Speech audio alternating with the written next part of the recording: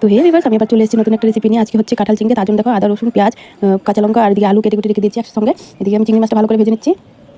চিংড়ি মাছটা ভালো করে ভাজতে ভাজতে মশলাটা করে নিই। তার জন্য শুকনো লঙ্কা কাঁচা লঙ্কা আর জিরা আদা রসুন পেঁয়াজ দিয়ে নেবো। এগুলি একসঙ্গে দিয়ে আমি এটাকে মশলা বাটতে নিয়ে নেবো মিক্সার গ্রাইন্ডে। এদিকে দেখো চিংড়ি মাছটা হলুদ লবণ দিয়ে মেখে রেখে দিয়েছি।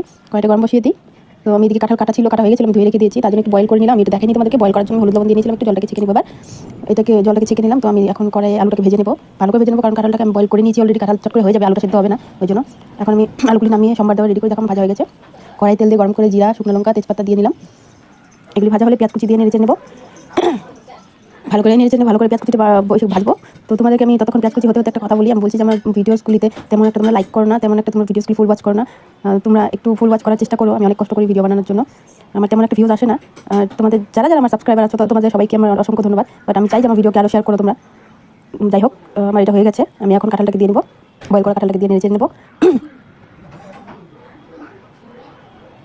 ভালো করে নাড়তে হবে, মানে একটু ভালো করে ভাজতে হবে, কারণ জলটা চলে যায় যাতে।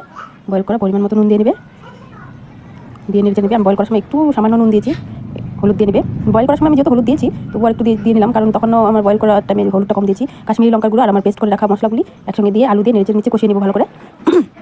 একটু সামান্য পরিমাণে চিনি দিয়ে দেবে, টেস্টটা অন্যরকম হবে। আমার কষানো হয়ে গেছে, আমি ঝোল দিয়ে দিলাম। একটু আলু টালু আর মাংস যেটা কাঁঠালটাকে বয়েল করতে হবে, আবার চিংড়ি দিয়ে দিলাম একসঙ্গে।